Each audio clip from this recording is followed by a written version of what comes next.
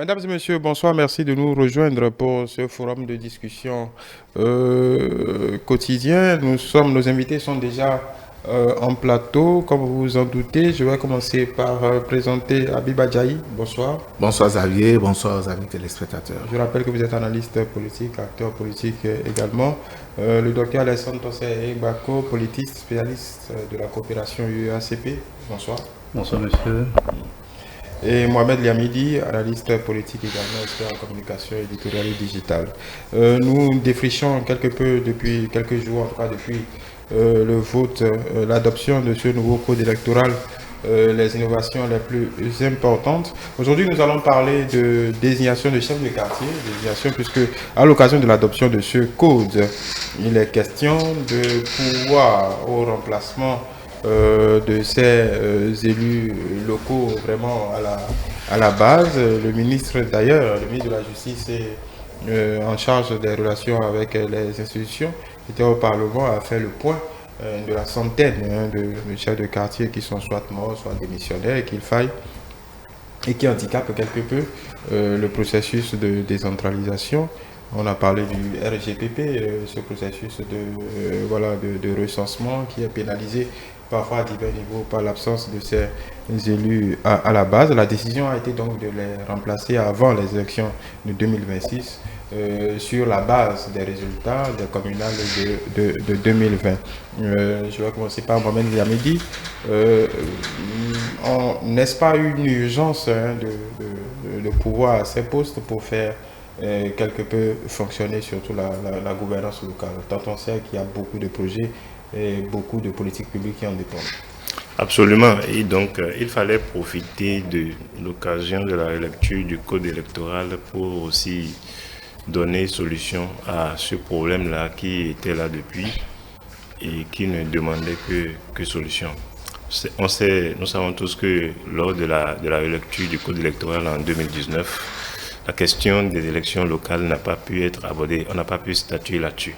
Et donc ça avait été mis en stand-by, ce qui a fait que ce sont les élus qui étaient là avant ces élections qui ont continué. Bon, ça a fait du pain béni pour certains partis, pour certains partis qui avaient leurs élus en place issus des élections de 2015. Donc ça a amené également quelque part ce qu'on peut appeler une situation, comment je vais dire, un vide. Et donc il fallait trouver solution à ça.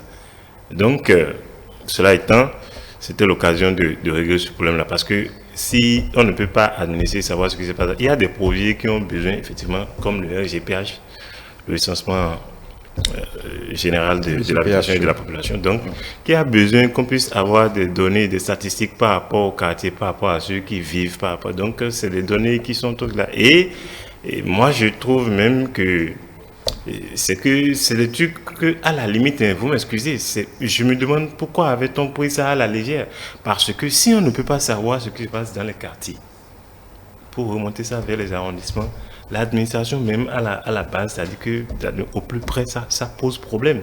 Donc de mon point de vue, ce n'était même pas un sujet qu'il fallait reléguer au second plan, pour ne pas dire au calendrier, comme ça a été fait. Mais bon, il n'est jamais trop tard pour bien faire. Donc il était nécessaire d'agir. Maintenant, on a trouvé un palliatif comme quoi, sur la base des résultats de 2020, qu'on puisse désigner les chefs de quartier. Ça veut dire que c'est les partis qui ont pu avoir, comment je vais dire, les 10%, les 10% au niveau au niveau des villes, donc par conséquent au niveau des quartiers, c'est eux qui vont pouvoir, des circonscriptions administratives, c'est eux qui vont pouvoir désigner les chefs quartiers. Bon, on ne peut que faire comme ça pour le moment. C'est mieux que rien. Au moins, ça permet de combler les vides et ça permet à l'administration de fonctionner, donc ce qui était tout à fait normal. Dr Bako, est-ce un correctif pour vous, un correctif pertinent? Donc comme il a dit, il sera question pour la FCBE, le Bloc républicain, l'Union progressive de renouveau, de désigner ces chefs de quartier sur la foi de leurs résultats, puisque ce sont les trois partis qui sont sortis du lot en 2020. Oui, parce que c'est le temps qui est déterminé, c'est 2020. Et c'est normal que à cette période-là, les partis qui étaient éligibles, soit les partis qui désignent actuellement. Je sais qu'il y a des partis qui ne figurent pas dedans, donc normalement ça ne devrait pas poser problème aux autres. Et puis ceux qui se disent qu'il y a un problème, moi je pense qu'il faut, quand on est un homme politique, on est un acteur politique, il faut souvent mesurer l'importance et la pertinence de certaines décisions. C'est peut-être partis politiques, peut-être qu'ils ne sont pas d'accord aujourd'hui, ils savent très bien l'importance et l'utilité de ces autorités, les premières autorités de proximité, j'allais dire, leur importance dans les processus d'élaboration des politiques de développement au niveau local, c'est-à-dire c'est des personnes ressources. Et il se trouve que la situation est là, tout le monde voit, et ça dure depuis. Maintenant, il y a une loi qui est sortie maintenant, qui dit qu'il faut se baser sur 2020 pour combler le vide. Donc, quand on est une autorité responsable et qu'on constate effectivement qu'il y a un vide, alors que c'est des personnes importantes dans le fonctionnement de nos villes, de l'administration territoriale. Je crois que si on aime le Bénin, on doit mettre le Bénin au premier plan. Et si on fait cet exercice, je pense qu'on se rend compte que voilà, on n'est pas là pour soi, mais on a pris l'engagement de travailler pour le bien de notre collectif. Donc normalement, ça ne devrait pas poser. Je suis désolé pour les gens qui ne sont pas en 2020, mais qui n'ont pas aujourd'hui la possibilité de désoler. Mais c'est ça la République. Donc ma conception de la République, c'est que tout le monde ne peut pas tout avoir dans la République. Tout le monde ne peut pas agir en même temps. Donc voilà, c'est de l'ordre normal de la politique. Bon, pour moi, c'est ça. Ayou Adjaï, sur cette question, je rappelle qu'à l'occasion du vote de ce code, c'est la seule fois d'ailleurs que le ministre est intervenu pour donner les chiffres. Je pense qu'il y a un peu plus de 200 élus. 256 élus qui sont soit décédés, démissionnaires. Et que voilà, il faille trouver un moyen de pallier ce manque-là qui rend difficile quelque peu le déploiement de certaines politiques publiques. C'est la rustine, c'est la solution que la majorité a trouvée pour pallier à ça, pour pouvoir se poser en attendant les élections de 2026. Merci pour la question, mais je pense que en principe, il ne devrait pas y avoir un problème. Parce que, l'administration, il y a un blocus sur l'administration à la base. Il y a eu des chefs de quartier qui sont décédés. Nous savons le rôle d'un chef de quartier dans l'administration décentralisée à la base. Ce n'est pas que des documents administratifs, mais c'est des questions, ce n'est pas seulement que le RGPH, c'est aussi des questions sécuritaires. C'est autant de choses, de gestion d'un certain nombre de projets qui les impliquent ici et là. Donc nous sommes d'accord que l'administration à la base a des difficultés et qu'il faille quand même remédier à cette situation. Et c'est pour cela même d'ailleurs que les députés se sont penchés sur la loi interprétative par rapport aux élections de 2020 pour autoriser les chefs de partis politiques, les partis politiques à désigner quand même des partis politiques qui ont eu des élus à pouvoir désigner quand même les chefs de quartier, on peut dire qu'il y a des chefs de quartier, une certaine cohérence au quota de leur représentativité sur le plan national. Moi, je pense que c'est heureux et plus que jamais, cela permettra à ce que les choses puissent se remettre au pas et que désormais, après effectivement que la Cour constitutionnelle promulgue cette loi-là, histoire de permettre à l'administration à la base de pouvoir fonctionner effectivement. Donc moi j'adhère, je pense à l'analyse de mes deux prédécesseurs et j'estime que le Béninois dans l'ensemble comprend, au-delà des polémiques politiques. Quand on explique correctement aux Béninois que voilà le problème, il est important, nécessaire à ce que les responsabilités soient prises pour que le pays continue d'avancer. Parce que allez voir ces chefs de village qui ne sont plus, ces chefs de quartier qui ne sont plus, et tous les désagréments que ça peut créer à la base pour ces localités et ces communautés à la base. Nous estimons que l'État, enfin, les députés, le Parlement a pris ses responsabilités, quitte à la Cour constitutionnelle de prendre ses responsabilités, au chef de l'État de promulguer cette loi, pour le bonheur du Bénin. Voilà, Mohamed Lamidi, d'aucuns ont trouvé le moyen de parler encore d'exclusion à ce niveau. Bon, quand vous n'y étiez pas, comment vous pouvez parler d'exclusion? Et ceux qui ont parlé d'exclusion, bon, je vais faire allusion au député Enfort qui à l'époque était du PRD, mais le PRD n'avait pas eu les 10% au plan national, donc ne pouvait pas avoir d'élus, ne pouvait pas lever des sièges au niveau de ces arrondissements, de ces quartiers-là, donc dans le conseil local. Si c'était que les gens avaient même eu lieu, normalement, n'ayant pas eu 10%, ils n'auraient pas pu avoir des sièges à ce niveau-là. Donc, si exclusion il y a, c'est parti même du fait qu'à la base, ils n'étaient pas éligibles. Bon, ce qu'on a trouvé, c'est un palliatif. Mais moi, quelque part, après, j'ai réfléchi, je me suis dit que j'espère que quelqu'un ne viendra pas encore saisir la Cour pour parler de rupture d'égalité. Parce que là, maintenant, on a 2 générations de chefs quartier. Ceux qui sont issus des élections de 2015 et ceux qui, parce que la loi des députés ont décidé de le faire ainsi, seront ici des élections en même temps, de 2020. Hors mandat, ils sont dans une situation exceptionnelle. Donc, c'est un peu trop gros de faire un recours devant la Cour constitutionnelle. Mais écoutez, non, je parle de ceux-là. La rupture d'égalité viendra du fait que c'est un peu dit, bon, si c'est ça, autant qu'on remplace tous les chefs quartiers sur la base des élections de 2020. Là, je fais de l'analyse politique pour que au moins là, on sait que tous ceux qui sont là, ont bon, je vais dire d'une certaine manière, une certaine légitimité issue d'une élection donnée, parce que là, il y en a qui sont de 2015 et 2019. Mais la pertinence de la décision ne fait pas débat. Ça, évidemment, puisqu'on a besoin des chefs quartiers pour faire fonctionner les unités administratives, les quartiers et autres, pour que les politiques publiques soient correctement mises en place. Donc, de ce point de vue, il n'y avait pas... Bon, je ne pense pas qu'il y avait mieux à faire que ça. C'est mieux d'en avoir que de ne pas en avoir du tout. Parce qu'ils servent, c'est utile que ça a été prévu. Et ils ont leur rôle qu'ils jouent si bien.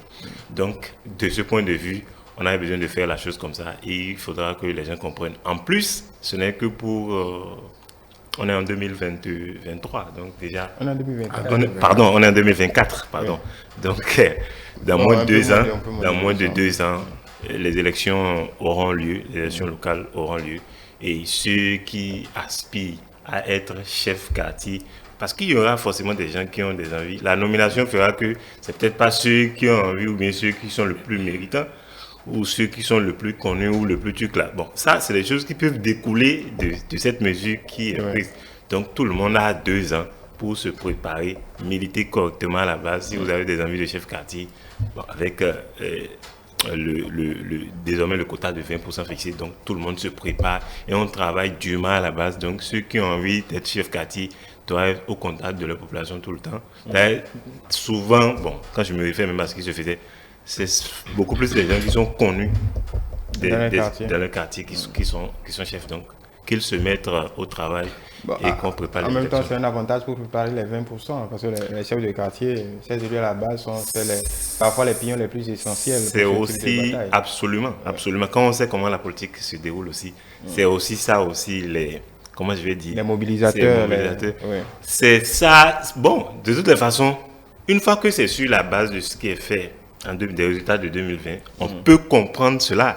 Maintenant, c'est pas forcément qu'il faut être chef quartier avant de pouvoir faire cette mobilisation-là. Si vous avez la disposition, si vous êtes occupé par le fait d'avoir des sièges au niveau du conseil communal, donc que les partis se mettent déjà au travail, que ce soit ceux qui sont en position de désigner maintenant des chefs quartier ou ceux qui ne le sont pas, que tout le monde se mette déjà au travail. De toutes les façons, pour moi, avec le débat actuel, la campagne a commencé.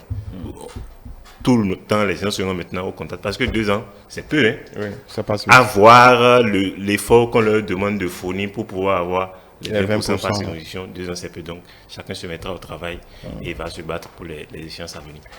Dr Bako, il le disait tout à l'heure dans la droite ligne, en tout cas dans le même ordre d'idée que la loi interprétative en 2020, il y a une part de cohérence que le parti qui a la main sur le conseil communal puisse désigner à la base les chefs de quartier, les chefs de village. Ça coule de source. Oui, parce que si vous voyez même pour les élections à venir en 2026, ouais. On a maintenu ceux qui sont là. Ceux qui sont là, oui. Donc c'est normal, nous sommes dans une période de transition. Donc les gens qui vont venir en 2026 ne connaissent pas encore, on va dire, même s'il y a certains peut-être qui vont être reconduits, cela ne veut pas dire que... donc c'est mieux de garder ceux qui sont là actuellement pour préparer 2026, parce qu'à partir de 2026, ce sera vraiment, on va rentrer dans une nouvelle ère. Vous voyez, donc il faut garder ceux qui sont là pour préparer ce qui va arriver en 2026. Donc moi je pense qu'il ne devrait pas y avoir de problème autour de cette histoire, parce que les gens sont déjà là depuis, vous avez dit, les gens ont fait déjà 9 ans, des choses comme ça. Donc ceux-là, et il faut pourvoir les coins qui sont vides aujourd'hui. Et apparemment, ils ne s'en plaignent pas. Ils sont dans leur confort, vous savez très bien, ils veulent toujours ils ne s'en plaignent pas. Donc quand quelque chose est intéressant, c'est difficile de lâcher, mais voilà, nous sommes dans une république et puis il faut se dire que ils sont assis dans un fauteuil, mais le fauteuil ne leur appartient pas seul, parce que nous sommes 13 millions de Béninois maintenant, c'est ça? Oui, pratiquement. Voilà, nous sommes à peu près 13 millions de copropriétaires de ce fauteuil-là, donc il faudrait qu'à un moment donné, ils cèdent pour que d'autres viennent, parce que tout le monde ne peut pas s'asseoir en même temps. Exactement. Voilà. Habib, pour finir sur cette question très précisément. Non, mais sur ce que j'aurais à compléter, c'est reconnaître que quand ces chefs... Ça veut dire que cette loi quand même a brassé large. Cette loi essaye quand même à l'occasion de cette modification, les députés de la majorité ont quand même essayé de brasser large, d'essayer de prendre en compte toutes les questions en suspens, même avec les amendements de ceux de l'opposition. Oui, ils ont poussé très loin la réflexion, parce que l'analyse, les difficultés, les problèmes étaient là en fait. Les situations étaient là, les difficultés étaient là, les gens réfléchissaient depuis plusieurs années, et on croit que c'est en un laps de temps qu'ils sont sortis de nulle part pour proposer ça. Non, ce travail est scientifique. Il y a un travail qui a été fait et j'ai vu que pour avoir fait ce travail, les gens étaient au boulot, ils étaient au charbon depuis, et pour pouvoir nous proposer ce qui a été proposé. Pour en revenir, j'avoue, même si mon frère, mon ami, mon contradicteur ou mon co-débatteur Mohamed Liamidi le cache autrement, je dis, tout le monde reconnaît, il devrait reconnaître que, et c'est normal, ceux qui seront nommés, et les chefs quartiers qui seront là, auront une longueur d'avance sur tout le monde, sur tout le reste qui n'ont pas... Enfin, des partis politiques qui vont nommer leur chef quartier, tout au moins, ils auront quand même une longueur d'avance sur ceux qui n'auront pas nommé ou nominé, comme, je ne sais pas comment on aurait désigné. Et bon, c'est de bonne guerre, c'est leur chance, je comprends. C'est leur chance. On fera quoi? On ne fera rien. Bon, on comprend que ce n'est que ça. Donc, ça remet en selle la FCBE, par exemple. Non. Je crois que la FCBE doit avoir 6 mairies ou 5, je crois. 6, oui. Mais ce n'est pas peu, hein? Oui. Non, ce n'est pas peu. Ouais. Si, il faut voir le gain électoral que ça peut leur apporter, la sécurité que ça peut leur apporter dans l'organisation des élections. C'est énorme. C'est énorme, donc... mais pour le moment, ils crient à un code électoral chrysogène. Mais c'est de leur droit, ils sont dans leur rôle. Moi, je dis, pourtant, il y a d'autres partis qui n'ont pas eu l'opportunité, non seulement peut-être qui ont participé à ces élections, ou pas participé à ces élections, qui n'ont pas eu d'élus. Bon, du coup, vous comprenez que tout au moins, il y aura, parce qu'on accepte qu'il y ait un peu de frustration à ce niveau. C'est pour cela que je demanderai, pourquoi pas, qu'on puisse voir ce qu'on peut faire après, parce qu'on a encore 2 ans avant les élections, pour que tous les partis politiques qui existent tout au moins, qui n'ont pas de représentants, à la base, puissent quand même être impliqués dans l'organisation, tout au moins avoir des représentants quelque part. Je ne sais pas comment cela est possible. Vous savez, les gens sont rentrés au Parlement. Être impliqués dans quelle organisation? Peut-être ont-ils juste à se préparer pour avoir les 20%. Comment ont-ils à se mobiliser pour avoir les 20% aux prochaines élections générales? Si les gens sont rentrés au laboratoire pour nous sortir ce code-là, ils peuvent toujours trouver des moyens de pondre des lois. Pour intégrer les partis. Nous étions là, nous avons fini les élections en 2020, je crois, on est rentré, on nous a sorti une loi interprétative. Pourquoi ferait-il? Parce qu'il y avait un problème. Il fallait qu'on avance. Donc, moi, je pense que... Pourquoi ferait-il, je vais être provocateur, pourquoi ferait-il ce joli cadeau à des partis qui ont fait piètre performance? Pourquoi vous pensez que c'est des cadeaux? Si nous soutenons que ce qui a été fait, c'est pour l'intérêt général. Donc, ce que nous proposons sera aussi pour l'intérêt général. C'est le Bénin qui gagnera. Oui, bon, ça, c'est un slogan. Oui. Non, mais ce slogan, c'est le président de la République qui l'a dit. J'étais au dialogue politique, et il a dit que c'est le Bénin qui gagne. Donc, du coup, quelqu'un a d'abord chanté et proclamé ce slogan avant nous. Donc, on ne fait que simplement... Vous reprenez le slogan à votre compte. On ne le reprend pas parce que nous avons cru. Et nous avons cru à ce slogan. Et ce slogan était vivant. Et nous le reprenons chaque fois qu'il en est possible. Si la majorité nous écoute, peut-être qu'ils vont vous faire une place. On ne sait jamais. Pas moi particulièrement, je ne personnalise pas le débat. Non, je parlais des partis qui n'ont pas de représentation, lever des sièges. C'est ça. Ça peut être leur tour demain. Parce qu'avec cette loi qui est votée, soyez rassurés, nous sommes tous partis sur les mêmes pieds d'égalité. Peut-être que c'est ce qui est important. Parce qu'ils sont là, peut-être qu'ils n'auront même pas les 20%. S'ils rêvent, ils pensent que nous sommes déjà là, peut-être qu'ils n'auront pas. Et le dernier parti du Bénin, et le plus grand parti du Bénin, sont en ce moment aujourd'hui sur les mêmes pieds d'égalité, au-delà de tout l'avantage qu'ils ont dans l'administration publique, les moyens financiers qu'ils ont, tout le monde est sur la ligne de départ. Les moyens financiers qu'ils ont gagnés sur le terrain. Qui a dit ça? Oui, les moyens financiers.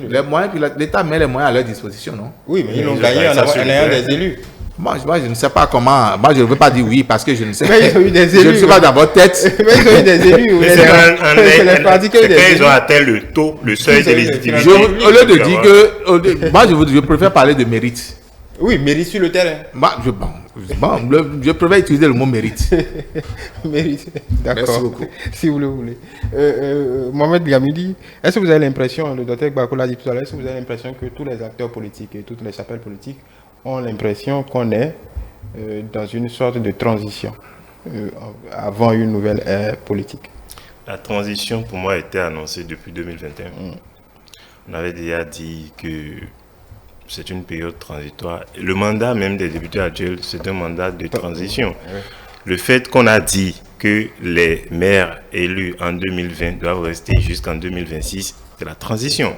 Donc, on a fait tout cela pour converger tout ce qui a fait vers 2026, pour qu'à partir de 2026, que ça soit, bon, je ne parle pas de nouveau départ de talent, mais que ça soit un nouveau départ pour la classe politique, une nouvelle ère politique, pour que les choses commencent par se faire. C'est une nouvelle page qu'on veut commencer par écrire à partir de 2026. Donc, que les sacrifices qu'il faut pour cela, sauf que tout le monde accepte de faire ces sacrifices-là, à commencer par ceux qui ont perdu un peu de la durée de leur mandat, qui en ont perdu dedans. Donc, tout le monde a fait des sacrifices pour qu'on en arrive là. Donc, pour moi, comme on l'a dit, si avec les nouvelles dispositions, en dépit du fait que ceux qui ont déjà pris le pas d'être grands, travaillons à être encore plus grands. Maintenant, il revient à ceux qui n'avaient pas encore franchi cette étape-là, de voir est-ce qu'ils sont petits, d'aspirer à être plus grands. Bon, si vous le dites comme ça, parce que je ne veux frustrer personne, mais le train est déjà en marche, quoi. Soit il faut aller à la prochaine gare et rentrer dans le train et continuer la marche ensemble, soit on reste définitivement à la maison et on sait que le rêve, on l'oublie de diriger ou d'être... On passe à autre chose. Docteur Gbako, l'autre innovation du code électoral, c'est la caution pour la présidentielle qui a été revue drastiquement à la baisse de moitié, de 50 millions de francs CFA, 50 millions à 25 millions, en prenant même en compte voilà, les amendements de l'opposition. Comment percevez-vous cette avancée? En tout cas, je pense que tout le monde est d'accord là-dessus que voilà, cet amendement-là est plutôt une bonne nouvelle, parce que d'aucuns avant se disaient voilà, c'était ça aussi, c'était un élément d'exclusion. Là, comment je pense qu'on peut faire l'unanimité autour de cette question? Ce que je peux dire, c'est que si je comprends bien, cet amendement vient des démocrates. Et ça a été pris en compte. Oui. C'est pour ça que il y a quelque chose que je ne comprends pas chez certains hommes politiques. Vous voyez, c'est des gens aujourd'hui qui sont en train de crier partout qu'ils ont été lésés, alors qu'ils ont fait des amendements qui ont été pris en compte. Et en fait, j'ai comme l'impression que l'opposition, peut-être les démocrates, oublie que nous sommes dans une république, nous sommes dans une démocratie où c'est la majorité qui prend pratiquement toutes les décisions et que la minorité ne peut pas imposer des choses à la majorité. Et pourtant, cette majorité a été souple, flexible et même a étudié les amendements pour prendre certains en compte. Il y a ça et puis il y a aussi la question de la transhumance où ils avaient peur de se faire débaucher leurs élus. Donc, ce que je voudrais dire solennellement, c'est que ce code, en fait, est issu du travail de l'opposition et de la majorité. Donc, ce que nous avons aujourd'hui, c'est la classe politique béninoise, aujourd'hui représentée à l'Assemblée, qui nous a donné ce code. Et donc, je ne comprends pas pourquoi aujourd'hui les dénigrements de ce code un peu partout de la part de l'opposition, je ne comprends pas, puisque là, de 50 millions à 25, c'est carrément la moitié. Oui. Donc, et les démocrates aujourd'hui, comme vous l'avez dit, ont quand même de l'argent aujourd'hui. Donc, même si c'était à 50 millions, ça ne posait pas de problème. Donc, le financement public. Le financement public, on doit se réjouir. Mériter sur le terrain. Donc on peut se réjouir que nous avons une majorité qui n'est pas sourde à l'opposition, qui a une posture de souplesse, qui veut travailler parce que certainement ils ont à cœur la République et il y a des débats de personnes d'intérêt personnel. J'ai comme l'impression qu'on ne met pas la République en avant et on voit sa chapelle, des intérêts à court terme. Et ça, c'est pour des responsables politiques, des personnalités publiques, c'est pas très responsable parce que c'est une façon un peu de cacher certaines choses, peut-être à leurs militants. Et ça, c'est dangereux. C'est dangereux parce que ils sont en train de tendre les nerfs à ces gens et peut-être le moment venu, c'est des gens qui vont se révolter. Et ça, c'est pas très responsable. Donc, je trouve que c'est le mérite de l'opposition et de la mouvance, ce que nous avons aujourd'hui. Voilà. Sur cette même question, une belle avancée, la caution de 50 millions à 25 millions. Oui, bon, on dira oui, sincèrement, mais pour celui qui veut être président de la République, on l'aurait gardé à 50 millions, il paiera, parce que ce n'est pas avec 50 millions qu'il va faire la campagne. Pour celui qui veut être président de la République, qui aspire à la magistrature suprême, qu'on l'aurait envoyé ou aggravé le code, l'avancée jusqu'à 75 millions, il se débrouillera, il va payer, parce que nous savons ce que coûte une campagne pour une élection présidentielle.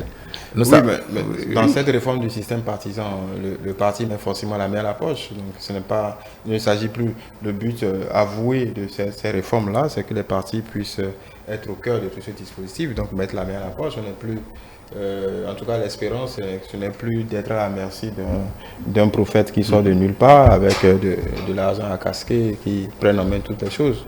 C'est-à-dire que même vous, Habib Adjaï, si vous décidez, vous pouvez vous faire porter par une chapelle politique. Ils vont mettre la main à la poche. Avec le code relu là, je ne peux plus. Non, si vous pouvez. On dit d'un parti politique ou désigné par un parti politique. Vous pouvez, Habib Adjaï. Il suffit de convaincre l'UP le renouveau et puis vous le parti, non, avec ce code-là, le débat, on peut le faire. Vous trouverez le temps, on va le faire. Si le parti ne me déclare pas en tant que membre du parti, avant, je ne suis pas inscrit dans le parti ne peut pas m'aller me chercher de nulle part pour dire... Bon, rien ne vous empêche d'adhérer à un parti. Comment? Bon, vous êtes déjà dans un parti. Donc, oui, pour le moment, moi, je suis resté depuis... Tant que le seul parti, je suis resté fidèle à mon parti jusque-là. Donc, du coup, Je dis, on peut l'emmener, on l'aurait même envoyé à 75 millions. Oui. Le candidat trouvera les moyens de payer sa caution. Parce que quand vous lisez la charte sur les partis politiques, oui, je suis dans un parti politique qui ne bénéficie pas de financement public. Alors, le parti peut recevoir des dons, des legs, etc. Les cotisations. Donc, la cotisation, oui, la cotisation. Commencez par les cotisations. Combien sommes-nous au Bénin à cotiser réellement? Et moi-même qui parle, je ne suis même pas correctement. C'est toujours surprenant qu'un acteur politique. Je ne suis pas à jour, je ne suis pas sûr d'être à jour dans mon parti politique. Non, je ne le suis pas. J'avoue que je ne le suis pas. Donc, du coup, parce que vous savez, les difficultés qu'on a, le pays chauffe. Il y a ça. Mais la cotisation pour votre parti, c'est la cotisation, non, nous n'allons pas. Nous pouvons juger nous-mêmes. La cotisation pour votre parti, c'est mais même si c'est 1000 francs, il arrive qu'on me demande 1000 francs que je ne sois pas en mesure de pouvoir payer. D'accord. Pour tout donner à quelqu'un. Oui. Vous savez, c'est chaud. Donc, quand un parti politique décide de porter un candidat à une élection présidentielle, qui bénéficie de la subvention publique ou pas, certainement, il aura les moyens de pouvoir payer sa caution. C'est heureux que cela soit baissé. Mais c'est un cul de goutte d'eau dans la mer. Ils n'ont pas fait grand chose. On aurait pu 50 millions à 25 millions. On aurait pu ramener à 5 millions avec tout ce qui a été mis en place dans le code électoral. Les aventuriers n'auront plus leur place.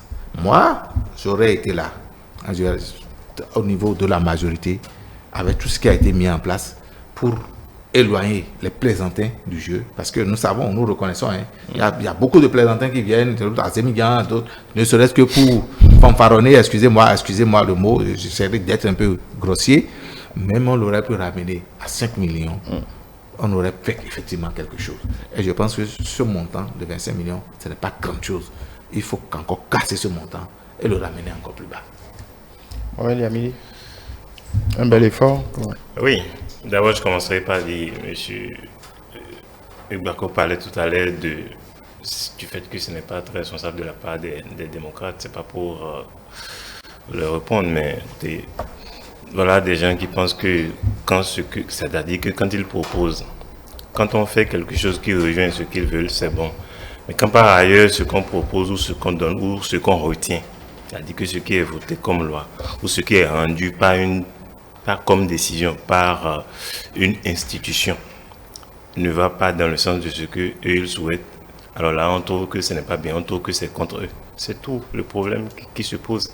Parce qu'ils personnalisent le débat, parce qu'ils pensent que tout doit se ramener à une personne. C'est ça malheureusement les gens que nous avons sur la scène politique. Et c'est dommage. Ceci étant, la question de la caution. On se rappelle que l'idée d'augmenter la caution était partie du fait qu'on trouvait à l'époque qu'il y avait des candidatures à la limite farfelues. Et donc, je me rappelle, jusqu'à l'arrivée de Yahi, du président Yahi, ça tournait autour de 5 millions ou 10 millions. Et donc, mais on a remarqué que malgré qu'on est passé de 5 millions à 10 millions, il y avait toujours à la limite, excusez-moi le thème des aventuriers. Et de 5 millions, on est passé à 15 millions et on n'a toujours pas pu régler ce problème-là. Et un jour, on a fini par arriver à 50 millions. Mais quand on est arrivé à 50 millions, parce que 50 millions, c'est pour la présidentielle de 2021, mais le parrainage existait déjà, qui pour moi aussi une forme de caution. C'est une caution que de parrainer un candidat. Donc, à mon avis, quand on avait trouvé cette idée de faire parrainer les candidats, on devrait déjà penser à ce qu'il faut baisser en harmonisant les taux de cautionnement. Ça n'a pas été fait en 2021. Heureusement, c'est fait pour 2026 et la proposition vient d'un parti d'opposition. Donc, l'amendement a été pris en compte. C'est quelque chose de bien, de formidable. Donc, on va essayer, on va voir ce qui est sûr avec les mesures qui sont prises là. Je ne pense pas qu'il y aura encore. Déjà, en 2021, nous n'avons eu que 3 duos de candidats. Cette fois-ci, à la limite, on en aura encore 3 ou peut-être même 2, je n'en sais rien, peut-être 3 ou 4. Donc, toujours est-il que on a quand même déjà pu limiter à ce niveau-là le nombre de candidatures. Ça amène une certaine lisibilité dans le jeu politique et dans l'élection. Et ça permet de faire de vrais débats. Parce qu'en réalité, pour moi, au-delà du fait qu'on dise qu'on veut limiter les candidatures, quand on a 2, 3, 4 candidats, on peut les mettre sur un plateau et débattre. Mais quand vous avez 50 candidats, quand vous avez 30 candidats, en 2016, il y avait eu 32 candidats. 32 candidats. On ne peut pas mettre 32 candidats ensemble, commencer par leur poser des questions. Bon, ils vont tous passer dans moi président. Moi président, c'est un monologue. Tu viens, tu dis ton affaire. On ne débat pas. On ne débat pas sur tel aspect. Sur le plan éthique, sur le plan éducation, sur le plan société, sur le plan sécurité. Ce n'est qu'au second tour qu'on a pu avoir confrontation directe. Oui. Donc, et voilà. Donc, or, déjà, quand vous avez 3-4 candidats, on peut débattre. Et ça éclaire l'opinion, ça éclaire la population, ça leur permet de faire un choix conséquent. Donc, l'un dans l'autre, maintenant qu'on en est arrivé là, qu'au niveau des candidatures, il n'y a plus une pléthore de candidatures, on peut encore penser pour les prochaines échéances, baisser encore la caution pour permettre encore, c'est-à-dire qu'en baissant la caution, ce sera désormais pour montrer que... vous militez qu'on baisse la caution encore pour les prochaines? Oui, puisque avec le parrainage et tout ça déjà, c'est difficile d'être candidat. Ce n'est que le choix du parti des grands électeurs qui passe. Donc le choix des grands électeurs qui passe. Des grands électeurs qui en fait déjà eux-mêmes tiennent leur légitimité du peuple qui les a déjà choisis. Et donc eux maintenant, ils aident encore le peuple à faire le choix dans le même sens. C'est ma lecture de la chose. Et donc à partir de ce moment, il ne faut plus donner trop de valeur à l'argent. Parce que 50 millions c'était en fait pour limiter les gens. 50 millions c'est beaucoup, ce n'est pas peu. Ce n'est pas rien.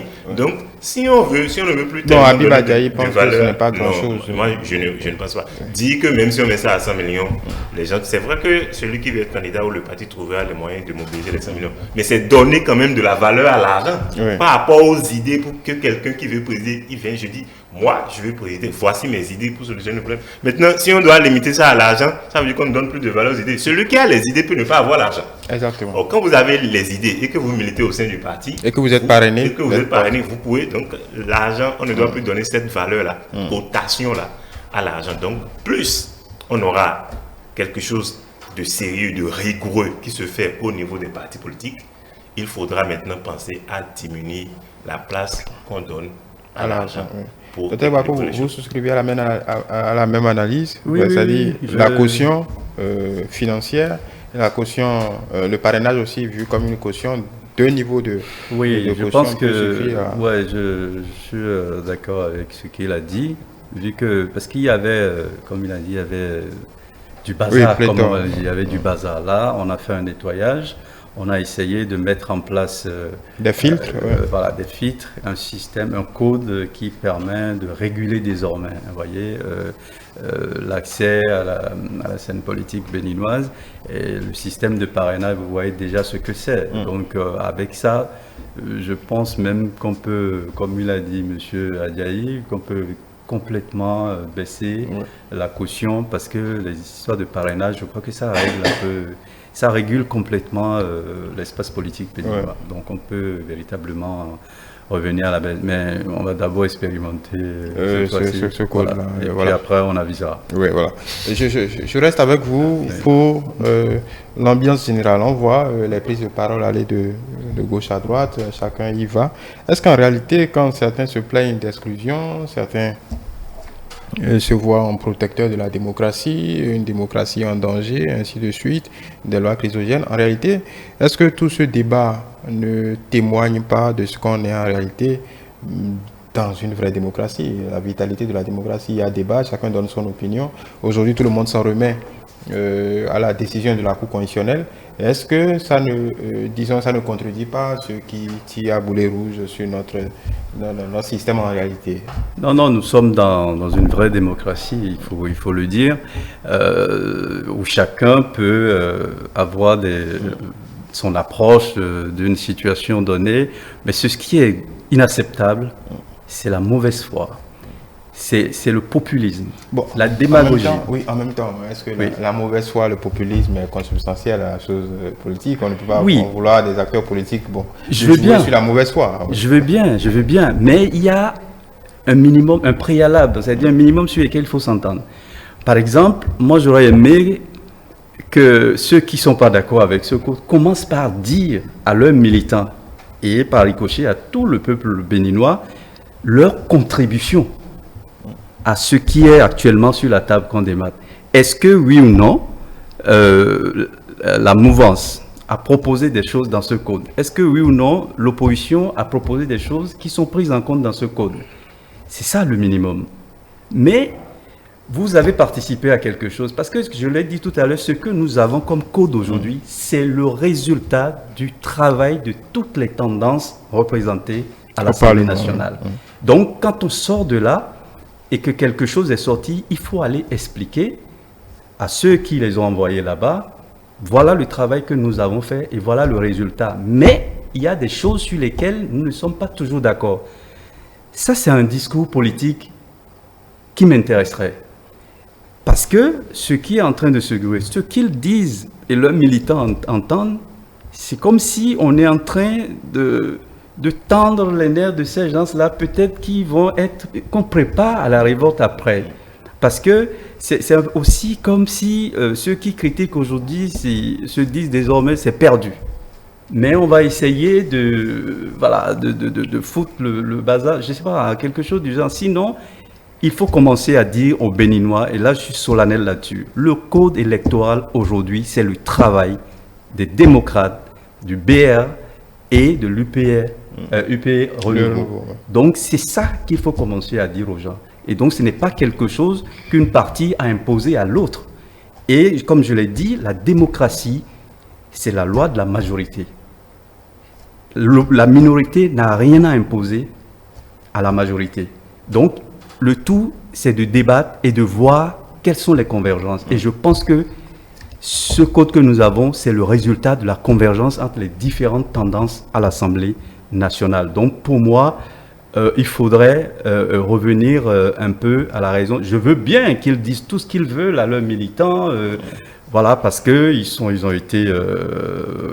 n'ont pas été entendus sur tout ce qu'ils veulent. Exactement. Mais ce n'est pas eux qui sont actuellement au pouvoir, parce que les autres ont été élus sur un programme. Ils sont dans une certaine idéologie, et c'est ça qu'ils doivent implémenter. L'opposition n'a pas à venir leur imposer. Donc, moi, je pense que c'est déjà heureux de savoir qu'ils ont participé, que la mouvance a été flexible, souple, pour accepter certaines propositions de leur part. Et par conséquent, je trouve que c'est un acte démocratique par excellence et que le code que nous avons aujourd'hui, ce n'est pas une imposition, ce n'est pas de la tricherie, ce n'est pas qu'on a volé une partie, même si c'était le cas. Ça veut dire, eux-mêmes qui se disent voler, ils ont contribué à ce vol. Ils faisaient partie de l'équipe du vol ou de choses là. Donc, c'est ça qu'il faut faire comprendre aux gens. Et après, on peut débattre des détails. Voilà. Mais il faut se dire que, voilà, moi j'ai le pouvoir, je n'ai pas besoin que tu viennes m'imposer quelque chose, mais je peux discuter avec toi. Si tu as des choses intéressantes, je prends en compte. Et puis, on avance. Parce qu'après tout, c'est la République. Et moi, ma conception de la République, c'est celle-là. Qu'est-ce qu'on fait, même si nous ne sommes pas de la même tendance, même si nous ne nous entendons pas sur quelque chose, il y a un minimum sur lequel on peut s'entendre pour faire avancer la République, parce que avant tout, c'est la République qui est en jeu. Ah oui, Adjaï, est-ce que le débat qui a cours en ce moment, les recours par-ci, par-là, les avis des uns et des autres, que ce soit au niveau de la mouvance, ce qui est légitime, puisque c'est la mouvance présidentielle qui porte ce projet, les réponses du principal parti d'opposition, les démocrates d'ailleurs, qui va sortir finalement demain nous donner son son de cloche de façon officielle. En réalité, ça contredit quelque peu ceux qui disent voilà, la démocratie est en danger, il faut sauver la démocratie béninoise, alors qu'on est en plein dedans puisque chacun donne son avis et tout le monde attend religieusement ce que la Cour constitutionnelle dira. La démocratie n'est pas en danger, la démocratie ne souffre pas non plus au Bénin. La démocratie au Bénin, c'est discutable, se porte bien et très bien. Je dis c'est discutable parce que tout n'est pas rose. J'avoue que ce qui se dit fait partie du jeu. C'est normal. C'est pour la vitalité de la démocratie. Ça se discute sur les réseaux sociaux. C'est pour la vitalité de la démocratie. Mais nous sommes dans... la démocratie est un jeu. Et dans ce jeu, il y a des règles. Le Parlement a fait son travail. Alors, je suis d'accord tu es contre, on en discute. On tire ça, chacun tire, ça va dans tous les sens, oui. C'est normal. Mais après le Parlement, il y a la Cour constitutionnelle qui va arbitrer. Alors, si je ne suis pas d'accord, je formule des recours. Tout le discours qu'on fait tout autour, la communication qui se fait, moi je trouve que c'est pour la beauté de la démocratie. Il y a vraiment la liberté d'expression dans le pays. Les gens s'expriment, ils ne sont pas contents, ils l'expriment, ils le disent. Il y a même d'autres, j'aurais appris, hein, je n'ai pas entendu quand il a dit. Il a dit qu'il va brûler le pays, mais j'ai lu. Est-ce que c'est vrai? Je n'en sais rien du tout. Mais pourtant, il ne s'est pas inquiété pour l'avoir dit. Donc, ça fait partie de la démocratie. Je suis sûr qu'il n'a pas pensé à cela. Vous parlez des déclarations s'il l'avait dit, de l'honorable Ouassangari à l'adoption de ce projet. Que je connais bien, avec qui j'ai partagé des plateaux d'émission. Pas Camara, Commission 2. Sur certaines chaînes. Je suis sûr qu'il n'a pas pensé. Je suis sûr que vous savez de qui vous parlez. Ils sont deux. Bon, je le connais pour avoir partagé un plateau d'émission avec lui il y a quelques années. Donc, je suis sûr qu'il n'a pas pensé à cela. Mais s'il avait dit, si ça verrait qu'il l'ait dit, je suis sûr le Bénin n'est pas un champ qu'on peut brûler et quitter. Donc du coup, ça fait partie, tout ça, c'est pour la beauté de la démocratie. Donc moi, je croise les doigts, j'attends la décision de la Cour constitutionnelle. Parce que j'ai lu beaucoup. J'ai été sur le net, j'ai fouillé. Il y a des décisions de la Cour qui font jurisprudence qui sont là. Je ne sais pas dans quelle direction ira la Cour. Ce qu'il est fait, si la Cour dit c'est bon, pour moi ça s'impose. Puisque j'ai vu, j'ai analysé, j'ai discuté, j'ai défendu ce qui est fait. Et je suis pour.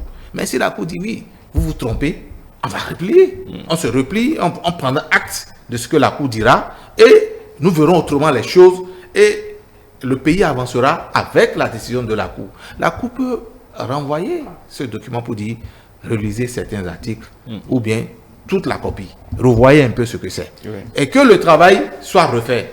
Peut-être dans l'un ou l'autre des cas, à la fin, c'est le Bénin qui gagnera. Donc, je pense quand même que de tout ce qui se dit, de tout ce qui se fait, moi, je regarde et j'observe tout ça avec beaucoup de passion. Et j'aime bien cette beauté-là. Quand je lis tout ce que les gens disent avec beaucoup d'émotion, des coups de gueule, les coups de cœur parfois, je trouve que c'est le Bénin qui gagne. Et je défie quiconque qui dira que le Bénin n'est pas un pays libre. Surtout en ces temps-ci, où chacun va et raconte ce qu'il veut sur les réseaux sociaux, dans les médias, un peu partout, sans être inquiété. Je profite quand même pour remercier au passage le gouvernement et les responsables chargés de la sécurité de notre pays pour le travail magnifique qu'ils font. Quand vous sortez aujourd'hui, les forces de l'ordre sont partout, on ne s'inquiète pas. Mais moi, je souhaiterais, et c'est une doléance, que la nuit, quand bien même nous les voyons dans la journée un peu partout, à chaque carrefour, qu'on puisse les voir aussi la nuit. Parce que la nuit, les carrefours sont vides, ils ne sont pas là. Donc, il faut quand même pas... La sécurité, c'est la nuit aussi. Mais le ministre de l'Intérieur, j'espère qu'il nous écoute. Vous travaillez la nuit? Non, mais écoutez, je suis un Béninois, je circule la nuit. Je peux avoir des besoins, je peux partir à la pharmacie la nuit. Oui, je pourrais me rendre chez... Je suis venu faire une émission la nuit. Oui. Cette émission n'est pas une mise en boîte, nous sommes en direct. Oui. Il faudrait qu'en rentrant, que je m'assure que les carrefours sur lesquels ils se retrouvent à 10 à 15 dans la journée, que tout au moins qu'il y ait 2 ou 3 et qu'on continue de nous sécuriser. Voilà, donc ils sont là, ils sont en poste. Voilà. Du code électoral à la sécurité, c'est qu'on peut tout dire. C'est ça la vitalité de la démocratie. Bon. En fait, bon, vous savez, moi, chacun a son idée qu'il se fait de la République. Et nous avons décidé que ce soit les partis qui animent la vie politique. Mais on ne décide pas de qui est dans quel parti. Oui. Ou pas. Ce que vous venez de dire, sans vouloir vous couper, en réalité, est-ce que ce à quoi on assiste aujourd'hui, en tout cas ce code qui est sur la table, est-ce en réalité c'est pas la traduction de la volonté du président de la République, en tout cas de ses ambitions pour le système partisan? De toute façon, on sait que ce sont il y a un président de la République, une majorité qui s'emploie à matérialiser cela. Si on se rappelle de ces prises de parole en décembre, en réalité, on peut dire on y est. Absolument. Et c'est normal, c'est légitime que le président de la République puisse vouloir que ce qui est fait là ne s'effrite pas et que ça reste sur des décennies et des décennies. Parce qu'on a enclenché une marche, on voudrait bien essayer encore pendant un moment pour voir là où ça nous amènera. Qui va dénier aujourd'hui que la clarification qu'il y a au niveau de l'Assemblée là, que ce n'est pas bon? On a 3 grands partis représentés à l'Assemblée. Le débat est clair. On ne passe plus beaucoup de temps. Avant, avec la configuration qu'il y avait, on ne peut pas avoir le travail tel que ça se fait au niveau de l'Assemblée là. On ne peut pas l'avoir. Et même la lisibilité au niveau des populations, des électeurs posés, ça dit que ce n'était pas clair. Puisque aujourd'hui, avec toi, on sait ce que pense le B. On connaît la position du BR, on connaît la position de l'UPR et on connaît la position des démocrates par rapport et on se fait une idée claire. Le débat, ça va vite. La compréhension, elle est facile. Donc c'est ça en fait la chose. Mais eux, le problème là où ça se pose, c'est que l'opposition, et moi je le dis de cette façon pour que les choses soient claires, quand c'est ce que eux ils veulent qui se fait, eh bien là c'est bon. Mais quand ce qu'ils veulent là ne se traduit pas exactement par la loi, oh, vous êtes la minorité. Je ne comprends pas que la minorité veuille s'imposer à la majorité. Quand eux-mêmes ils étaient majorité, dans un temps passé, ça ne se passait pas comme ça. Et donc ils souffrent, parce que la démocratie l'a voulu ainsi, que la minorité propose, mais que la majorité dispose et s'impose. C'est aussi simple que ça. On n'invente rien. La roue tourne déjà. C'est pas nous qui avons inventé les choses et donc ils l'acceptent comme ça. Maintenant, nous sommes dans une démocratie représentative. Nous sommes dans une démocratie représentative. Ça veut dire que nous avons délégué notre pouvoir à des gens qui doivent aller nous représenter et prendre des décisions en notre nom. Évidemment sur la base d'un programme. Tout comme le chef de l'État aussi a sa majorité qui le soutient et qui est issu de la volonté du peuple. C'est le peuple qui a voulu que le chef de l'État ait cette majorité-là. Et donc ça aussi c'est l'expression du peuple que l'opposition doit prendre en compte. Et donc à partir de ce moment où on est dans une démocratie représentative, quand on désigne les gens pour aller faire notre volonté, on est obligé. Et on a déjà défini une procédure pour dire que les députés votent. Ensuite, la Cour va vérifier si c'est conforme ou pas. Donc, dans cette forme de démocratie-là, on fait les débats avant pour influencer le vote. Ce n'est pas après le vote qu'on commence par voir tout ce qu'on voit là. Et ces gens-là, ils ont refusé de faire le débat avant le vote. Donc, une fois que le vote est fait, on attend de voir ce que le juge dit. Et si la Cour prend une décision, on se plie à ça. S'il y a des aspects qui ne sont pas conformes, les élus vont encore retourner là où les lois se prennent et aller encore revoir conformément à la décision de la Cour. C'est aussi simple que ça. Moi, je ne comprends pas comment on veut que les choses se passent autrement. Mais néanmoins, le fait... Le docteur parlait tout à l'heure du fait que ce n'est pas très responsable de la part de cette opposition. Mais vous avez en face des gens qui ont choisi l'irresponsabilité comme ligne politique. C'est ça leur ligne idéologique. Eux, ils n'assument rien. Le code qui est proposé là, c'est la proposition de la majorité et la proposition des démocrates. La commission des lois a étudié les deux propositions ensemble. Ce n'est pas que ça a été étudié séparément. Oui. Donc c'est de cette étude-là d'ensemble qu'on a sorti ce qui est là avec les amendements. Donc s'ils reconnaissent, et ils doivent le reconnaître, que des propositions à eux sont dans ce qui est fait là, ils doivent assumer. Mais malheureusement, on a en face des gens qui n'assument jamais. Eux, ils sont toujours victimes. On fait tout contre eux. Ils disent maintenant que le fait que c'est 28 par un, c'est trop tôt, donc c'est contre eux. À partir de ce moment, on ne peut qu'avoir ce genre de débat qu'on a là. Et c'est dommage pour la République. Voilà, docteur, pour finir. Oui. Écoutez, j'ai envie de dire, voilà, la démocratie béninoise, elle avance, et qu'après 2026, la politique sera beaucoup plus intéressante au Bénin, qu'on a tourné de haut, parce que ça me rappelle un peu tout ça. Si j'ai fait une comparaison, quand j'étais en Haïti, où ils avaient, avant cette situation, plus de 200 partis politiques, on demandait pourquoi il y a tant de trucs, et ils disaient c'est la seule façon de survivre. C'est ce qu'on faisait au Bénin. Maintenant, c'est fini. On a mis en place des choses pour essayer de rendre plus sérieuse la politique au Bénin. Et je me dis, ceux qui ne sont pas d'accord, qu'ils patientent. En 2026, on va tester le dispositif, le code électoral, et on avisera s'il y a des choses pour faire avancer. Parce qu'il faut commencer un jour, et puis avec le temps, voilà. Donc, merci, docteur Alessandre Tossé-Bako. Je rappelle que vous êtes politiste, spécialiste de la coopération UACP. Habib Adjaï, analyste politique, acteur politique. Oui. Non, mais je n'ai rien à dire, pour ne pas dire plus que ce qu'ils ont dit. Oui. Mais je dirais simplement, pour avoir choisi de faire des réformes, d'être président réformateur, Patrice Talon a mis le plat dans le pied. Oui. Il a choisi d'être impopulaire. Il le restera certainement jusqu'à la fin de son mandat. Mais un jour, on dira, quelqu'un est passé par là. Voilà, il a fait le temps. Voilà. Merci, Julio Tometti, Mohamed Liamidi. Je rappelle que vous êtes analyste politique et expert en communication éditoriale et digitale. Mesdames et messieurs, merci de nous avoir suivis. Vous retrouverez nos échanges de ce soir sur notre chaîne YouTube Télé Bénin, notre site internet du même nom, notre page Facebook Télé en direct et notre compte X Télé Live. Et bien évidemment, continuez par nous suivre via notre application Télé Bénin. Télé avec vous, pour vous.